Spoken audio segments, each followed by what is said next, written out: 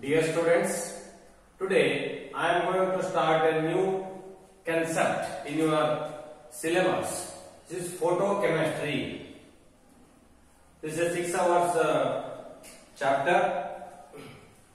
Before going to discuss the actual syllabus, so I am going to tell you what is meant by that photochemistry. Photo means light. Light.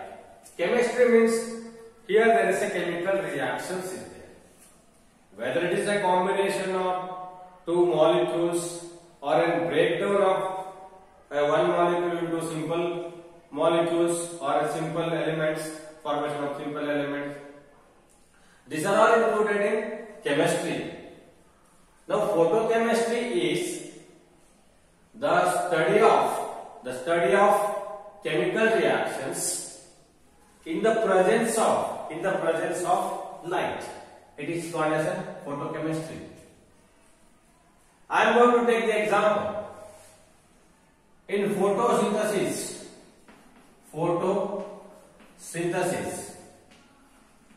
Okay, photosynthesis. Now the photosynthesis occurs in a plant leaf. Okay. Now usually the carbon dioxide is there and water is there and formation of this carbohydrates C6H12O6. Okay. Now this carbon dioxide molecule is there, carbon dioxide molecules, and combination with H2O and formation of these carbohydrates. It is occurs in the presence of light only. Here there is a chemical reaction is take place in the presence of light. Usually chlorophyll is there. This chlorophyll, remember this chlorophyll, okay, absorb the sunlight or absorb the photon or absorb the energy in the form of light, and then this energy can transport into this carbon dioxide molecules, and carbon dioxide is reacted with this H2 and formation of this carbohydrate or whatever C6H12O6. Okay, this reaction is happening in the presence of light. The chemical reaction is take place due to the presence of light. Whatever the study regarding the presence of light, all this concept is comes under this photochemistry. Okay. Not only this example, several examples I am going to give. For example, HCl, formation of HCl, H2 plus Cl2 in the presence of sunlight, formation of 2HCl. 2HCl is formed. HCl Cannon experiment is also explained in this basics. Okay. Now this is also an example. Lot of example is there. All these are the comes under photochemistry. Now after this, one more example I am going to give. Fluorescence and phosphorescence process is also there. That also comes under photochemistry. But in this photochemistry, I am going to divide photochemical process and photophysical process. What is meant by that photochemical process and photophysical process? In this photochemical process, photosynthesis, HCl plus Cl2 plus H2 combination to formation of in the presence of light, formation of HCl. All these are examples. Chemical reactions, the two molecules are combining and formation of products. But in this photophysical process, some of the physical processes also occurs. That's also photochemistry. For example, phosphorescence,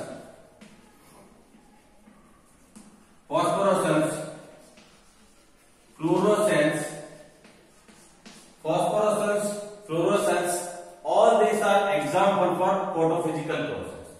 Now change in the physical process means suppose A is undergo excited in the presence of light, formation of A star, and after some time is A again in a gas state and losing the energy in the form of light and formation of A. Here losing the energy in the form of light, whatever energy is gained, okay, or gained and then liberating the light or losing the energy in the form of light and formation of these original molecules. But light is having a different intensity or different wavelength. Okay, this process is photophysical process. That's also explained in photochemistry class. This is included in your syllabus also. Okay. Now I am going to start the actual syllabus. In your syllabus, the first concept is laws in photochemistry. Laws in photochemistry.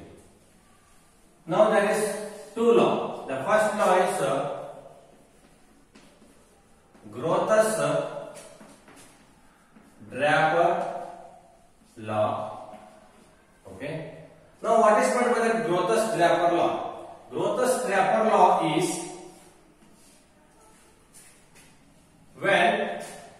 when light is incident on a substance, a part of the light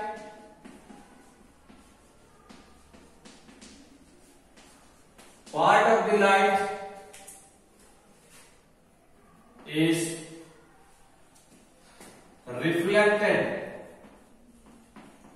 reflected.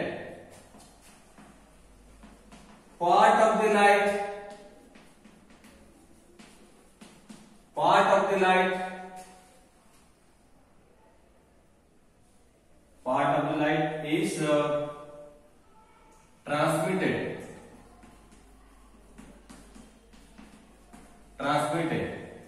and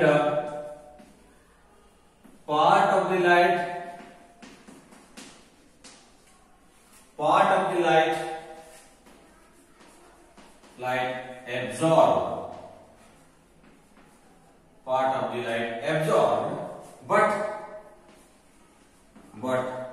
only absorbed light can cause the photochemical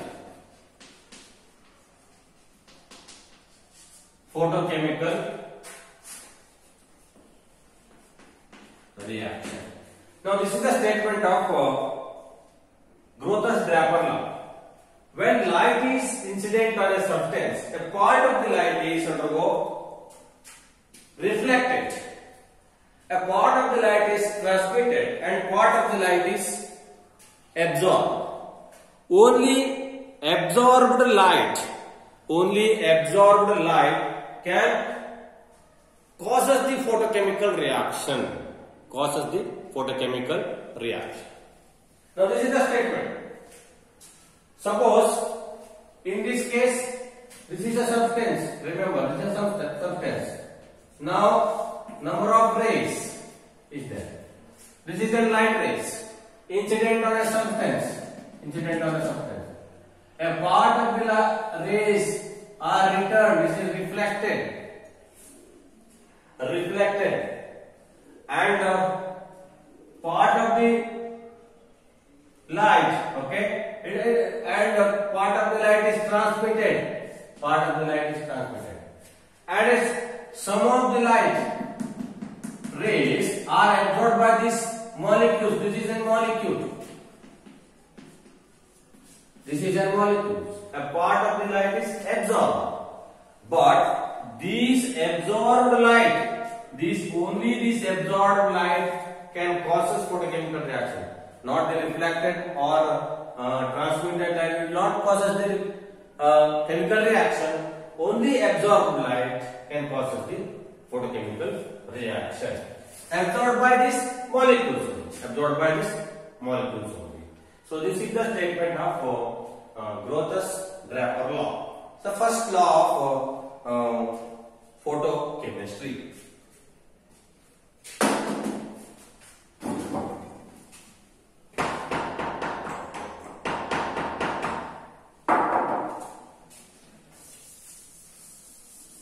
Now after that,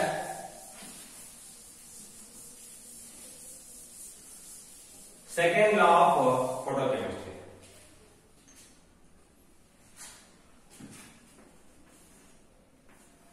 Law of photochemical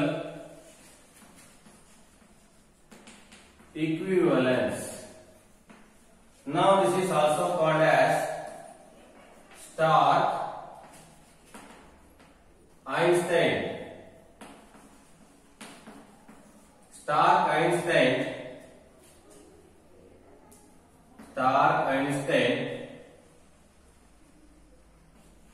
law of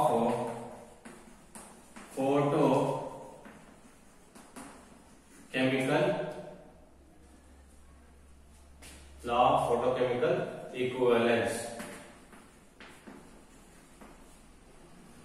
Law of photochemical equivalence. Now in this law of photochemical equivalence, okay, law of photochemical equivalence, what is the statement?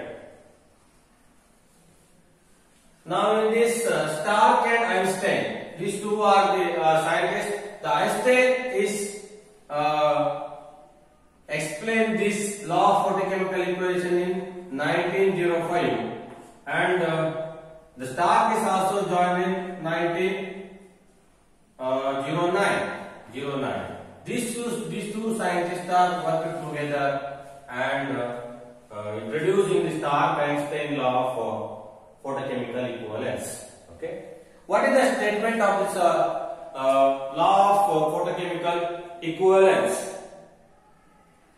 In this law of photochemical equivalence, each light absorbing a molecule in a photochemical reaction. Molecule in a photochemical reaction.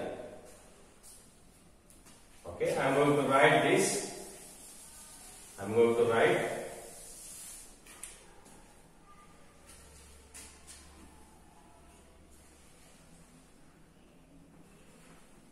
each light absorbing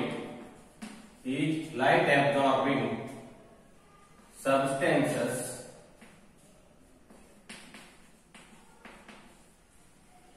each light absorbing molecules in a substances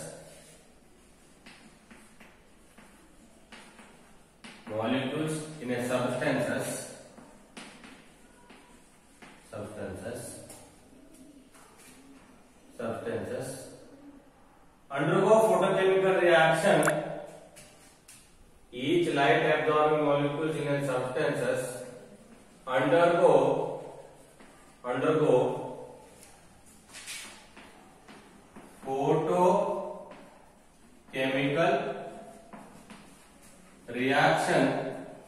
photochemical reaction by absorbing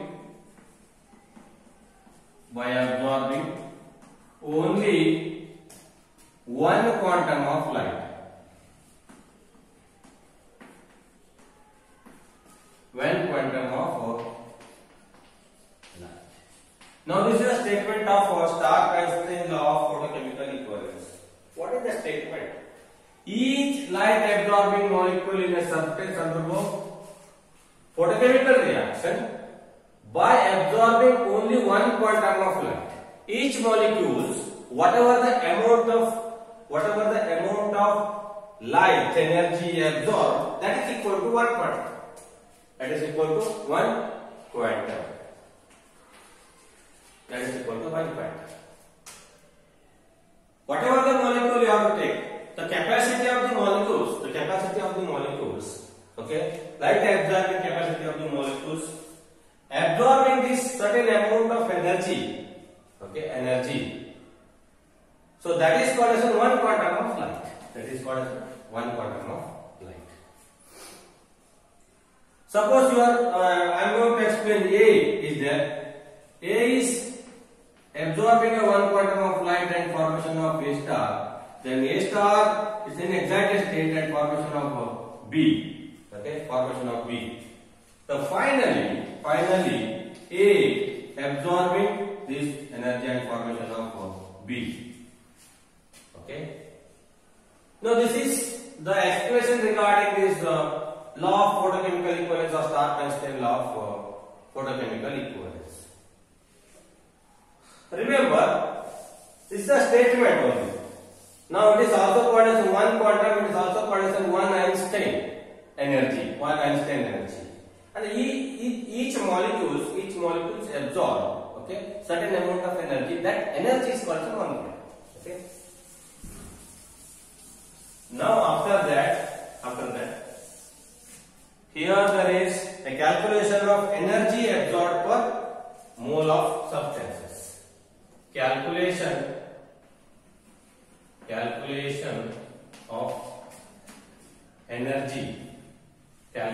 of energy absorbed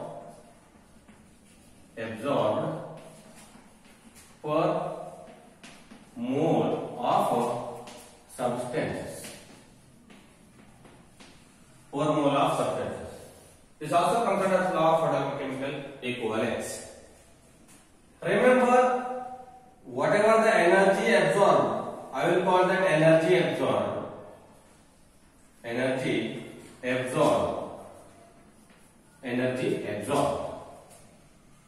Now that is new. It is a frequency of light. You are knowing that in UC level you know about the frequency. Okay. H is an Planck's constant.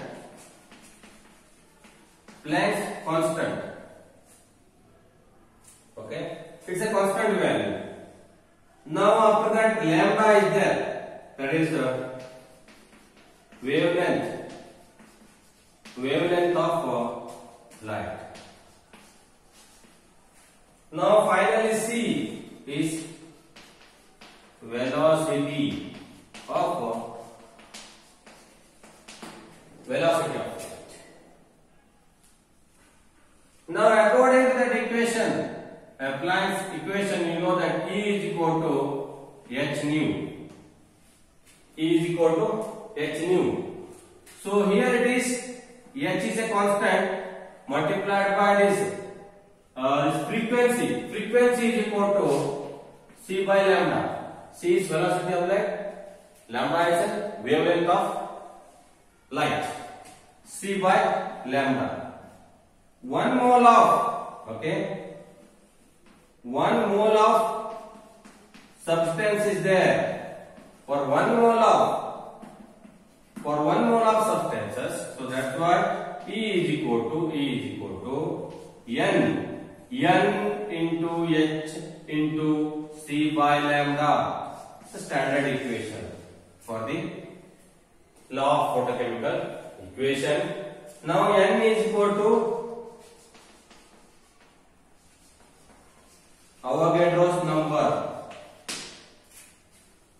Okay. So E is equal to N into H into C by lambda. N is equal to, this is Avogadro number.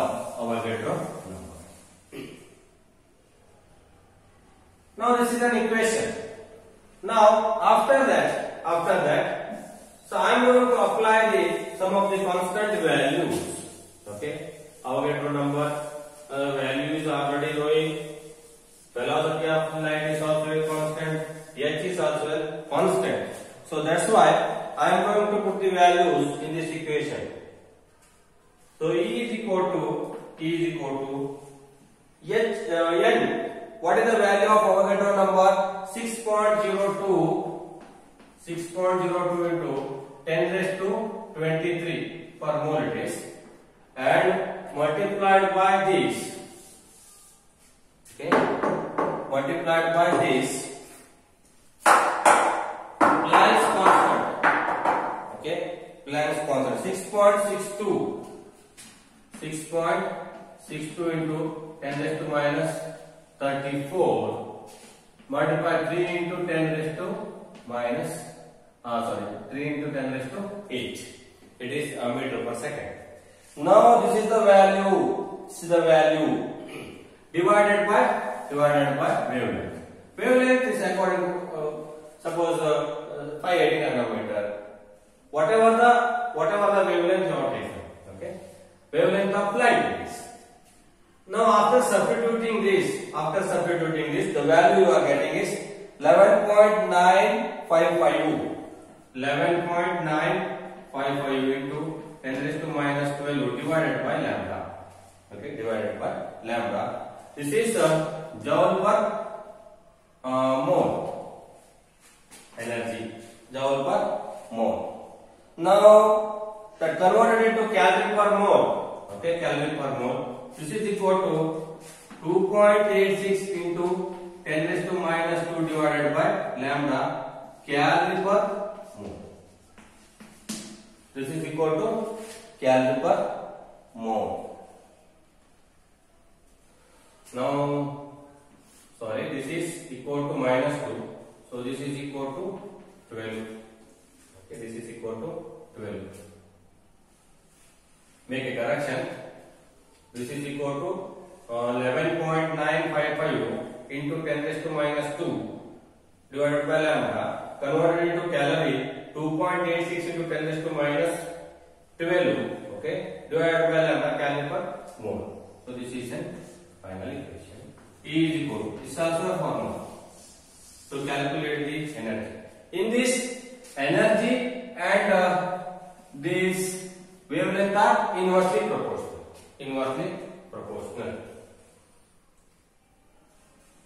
Okay, so this is about the Stark-Einstein law of photochemical